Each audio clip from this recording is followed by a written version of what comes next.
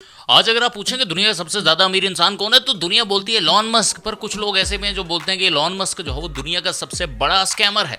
आपने Elon Musk की तारीफ के अंदर तो जो है काफी वीडियोस देख रखे होंगे। आइए आज जो है वो दूसरे पहलू के ऊपर भी बात करते हैं और ये जानने की कोशिश करते हैं कि आखिरकार दुनिया जो है उनको एज अ स्कैमर जो है वो क्यों ट्रीट करती है। वो हमारे पैसे से बड़े व्यापारी बने और हम उनकी सलाह लेकर जो है वो भिखारी बने। इलॉन मस्क से जो है फाइनेंशियल एडवाइस जो है वो कोई भी नहीं लेना चाहिए। जिन्होंने बिटकॉइन लिया और जिन्होंने डोज कॉइन लिया, आप जाकर जो है उनकी हालत पूछ सकते हैं। इलॉन मस्क की एक कंपनी है जिसका नाम है स्पेसएक्स। वो ये दावा करती है कि वो आपको जो है वो 2025 तक वो जो है पहली मार्स लैंडिंग जो है वो करवाने वाले हैं। परंतु आप लोगों को भी जो है वो लगता होगा कि हाँ भाई साहब, मार्स के अंदर कॉलोनाइजेशन पॉसिबल है और मैं भी ये मानता हूँ कि वहां पर जो हम लोगों को जाना भी चाहिए। पर क्या आपको लगता है कि इलॉन मस्क वहां पहुंच पाएंगे? मेरे को लगता है बिल्कुल भी नहीं, क्योंकि मार्स जो है हमसे जो है वो 217.98 मिलियन किलोमीटर दूर है और इस जर्नी को करने के लिए आपको जो है लगभग 7 महीने जो है वो लगते हैं। अब इलॉन मस्क अगर जो है इतना ज्यादा एम्बिशियस गोल लेकर चल रहे थे 2025 का, तो इस केस के अंदर उनको जो है वो 2 छोटे छोटे काम जो है वो अभी तक कर देने चाहिए थे। पहला, सक्सेसफुल कुछ मून लैंडिंग जो है वो करवा देनी चाहिए थी, क्योंकि अपोलो मिशन के बाद में मुझे नहीं लगता अभी तक जो है मून पर कोई भी आदमी गया है। और अगर आप लोग जो है मार्स पर जाने का सोच रहे हैं, आपकी मून लैंडिंग जो है वो कहां पर है? और दूसरी चीज, मार्स का जो वातावरण है वो जो है बहुत ही ज्यादा उग्र है, क्रूर है, जैसे कि एक डेजर्ट का जो है वातावरण होता है। आप लोग बोल रहे हैं कि आप वहां पर जाकर जो है वो ग्लास के टॉम्स बनाने की कोशिश करेंगे, तो आपको जो है उसके कुछ प्रोटोटाइप्स जो है वो एटलीस्ट सहारा में या ऑस्ट्रेलियन किसी डेजर्ट के अंदर जो है डेवलप कर देने चाहिए थे। परंतु अभी तक जो है स्पेसएक्स की ऐसी कोई भी तैयारी नहीं है। फिर आप लोग बोलेंगे कि अरे भाई साहब, तू तो पागल हो गया, तो वो बिलियंस ऑफ डॉलर जो है वो ऐसे ही थोड़ा लगा रहा है स्पेसएक्स के ऊपर, कुछ ना कुछ तो सोचा होगा। बिल्कुल हाँ, उन्होंने सोच रखा है अपनी दूसरी कंपनी के बारे में जिसका नाम है स्टारलिंक। आपको क्या लगता है रीयूजेबल रॉकेट किस लिए बनाया गया? ताकि एक सैटेलाइट को बार बार आसमान में पहुंचाने का जो है वो खर्चा ना आए। इलॉन मस्क की दूसरी कंपनी का नाम है स्टारलिंक, जो कि सैटेलाइट के माध्यम से जो है वो दुनिया को जो है इंटरनेट जो है वो प्रोवाइड कराती है। और आपको पता है कि स्टारलिंक के जो सैटेलाइट स्पेस में कौन लेकर जाता है? वो लेकर जाता है स्पेस एक्स। तो इलॉन मस्क का भाई साहब, मेरे को नहीं लगता अभी तक कोई भी प्लान है मार्स को कॉलोनाइज करने का। उनका सिर्फ और सिर्फ एक ही प्लान है कि मैं किस तरह से जो है स्टारलिंक के सैटेलाइट्स को जो है वो ऑर्बिट के अंदर पहुंचाऊं। फिर आपको लगेगा भाई साहब, अच्छा तो ये इतना झूठ क्यों बोला गया? फिर वो उसका सीधा सा सिंपल सा आंसर है, फंडिंग उठाने के लिए, ताकि हम लोग जो है वो रिसर्च के नाम पर जो है बहुत सारी फंडिंग उठा सके और उसके बाद में जो है अपने स्टारलिंक के मुद्दे को जो है वो किस तरह से दुनिया के अंदर जो है वो पहुंचा सके। दूसरा, फिर इलॉन मस्क ने जो है वो 2 और नई कंपनियों की शुरुआत करी। एक का नाम था हाइपरलूप, दूसरी का नाम था द बोरिंग कंपनी। अब जो हाइपरलूप और बोरिंग कंपनी थी वो कहती थी कि हम आदमी को जो है वो इधर से आदमी डालोगे, इधर से वो जो है वो डेस्टिनेशन के ऊपर जो है पहुंच जाएगा। परंतु इसके साथ भी एक दिक्कत ये थी कि आप जो ट्यूब के अंदर आदमी तो बैठाओगे, उसके अंदर जो है वो लाखों रुपए का खर्चा लगने वाला था, बहुत बड़ा जो है इंफ्रास्ट्रक्चर लगने वाला था। इसका जो है बहुत ही एक आसान सा जो है वो अल्टरनेटिव अवेलेबल है, वो है ह्यूमन ड्रोन्स का। क्योंकि ह्यूमन ड्रोन्स जो है वो अनलिमिटेड बार आप उसको यूज कर सकते हो। इसके अंदर हाइपरलूप जो है वो एक रास्ते से जो है वो एक ही निकल सकता है। दूसरी चीज क्या थी, वो जो है बहुत ज्यादा कॉस्ट फ्रेंडली था, हवा में उड़ाना था आपको। हाइपरलूप के अंदर आपको जो है वो बहुत सारा जो है वो नेटवर्क क्रिएट करना पड़ेगा ट्यूब्स का। इसके बाद में ह्यूमन ड्रोन जो है 3 डायमेंशनल यूज कर सकते हो, ऊपर नीचे आगे पीछे, ट्रैफिक का कोई झंझट ही नहीं। इसके अंदर जो है सिर्फ 1 डायरेक्शन में आगे या पीछे जा सकते हो, आप जो है साइडवेज भी जो है वो नहीं जा सकते। ह्यूमन ड्रोन जो है वो साथ में काफी ज्यादा जो है वो कॉमन हो चुके हैं। हाइपरलूप के अंदर जो है वो काफी ज्यादा जो है वो स्पेशल केसेस के अंदर जो है वो उस चीज को जो है वो इस्तेमाल किया जाता है। ह्यूमन ड्रोन जो है वो काफी ज्यादा चीप भी है, ये जो है बहुत ज्यादा एक्सपेंसिव भी जो आपको पड़ने वाला है।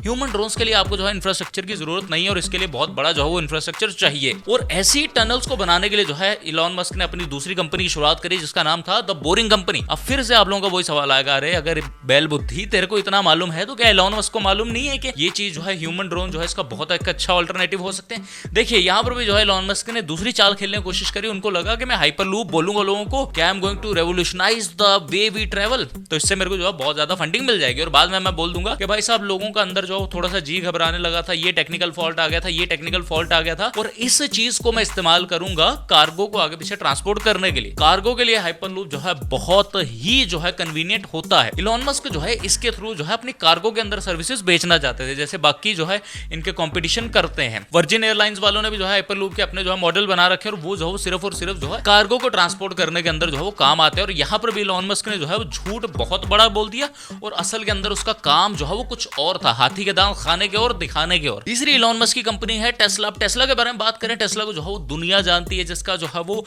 ग्लोबली सबसे बड़ी इलेक्ट्रिक कार कंपनी है, जिसका शेयर जो है वो प्राइस एक टाइम पे जो है वो $400 था, आज जो है वो $250 के आसपास जो है वो रह चुका है। अब आप लोग बोलेंगे कि टेस्ला में क्या दिक्कत है, वो तो जो बहुत ज्यादा बिक रही है। टेस्ला के अंदर दिक्कत अब होना जो है वो स्टार्ट हो चुकी है। टेस्ला का मार्केट शेयर जो है वो 85% था और अब वो जो है वो सिर्फ 62.4% जो है वो रह चुका है। अब आप पूछेंगे कि इसका कारण क्या गया कारण ये है कि जब टेस्ला आई थी उस टाइम पे जो है प्रीमियम स्पोर्ट्स कार की कैटेगरी के अंदर कोई भी इलेक्ट्रिक कंपटीशन नहीं था, तो इस कारण से जो वो इलॉन मस्क जी ने तो तेजी के अंदर जो है वो सारे के सारे जो है वो गाड़ियां बेच दी। पर अब जैसे जैसे जो है वो कंपटीशन आ रहा है, इनका मार्केट शेयर जो है बहुत ही जल्दी जो है बहुत ही ज्यादा नीचे गिर चुका है। ऑडी है, मर्सिडीज है, वोल्वो है, फोर्ड है, वॉक्सवैगन है, हर एक गाड़ी कंपनी जो है आज इलेक्ट्रिक गाड़ियों के ऊपर जो है वो शिफ्ट हो रही है। पर आप लोगों का सवाल होगा टेस्ला तो जो है वो फुल ड्राइविंग जो है वो आपको देती है। झूठ। दरअसल टेस्ला का सेल्फ ड्राइविंग सॉफ्टवेयर आज तक जो है वो बीटा वर्जन के अंदर है, जिसको FSD बीटा जो है वो कहा जाता है। टेस्ला का जो FSD बीटा है वो जनरल मोटर्स के क्रूज कंट्रोल और फोर्ड के को पायलट के बिल्कुल बराबर है। टेस्ला ने जो है वो कुछ भी एक्स्ट्राऑर्डिनरी नहीं कर रखा अभी तक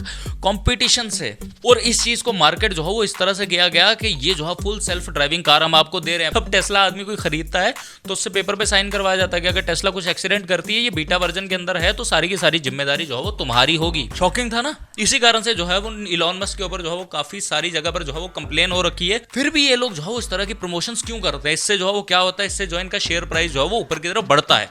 इसका आपको एक रिसेंट एग्जांपल देता हूं। 2020 के अंदर इलॉन मस्क ने कहा था कि हम लोग जो है वो इसी साल जो है वो टेस्ला का फुल सेल्फ ड्राइविंग फीचर जो है वो लॉन्च करने वाले हैं, और उसी अनाउंसमेंट के बाद में जो है टेस्ला का शेयर प्राइस जो है वो 3 बिलियन से जो है बढ़ गया था। अब टेस्ला इससे क्या करती है, इससे जो है मार्केट के अंदर बहुत ज्यादा जो है फंडिंग उठा चुकी है, और इसी कारण से बहुत सारे इन्वेस्टर जो है वो इलॉन मस्क के ऊपर जो है अपना विश्वास जो है वो होते जा रहे हैं। इसके अलावा इन्होंने जो है वो 2 और बहुत बड़े बड़े स्कैम कर रखे हैं। एक का नाम है डोज कॉइन, जिसके अंदर उन्होंने कहा था कि डोज, वन वर्ड डोज, और डोज के अंदर जो है वो लाखों लोगों ने इन्वेस्ट किया। मेरा एक दोस्त है, वो गोभी बेचता बाजार के अंदर, उसने जो है 55,000 डोज के अंदर लगाए और उसके पास में जो है 600-700 रुपया जो है बच गया। उस गोभी बेचता था, अभी वो जो है टिंडे बेचने के ऊपर जो है वो आ चुका है।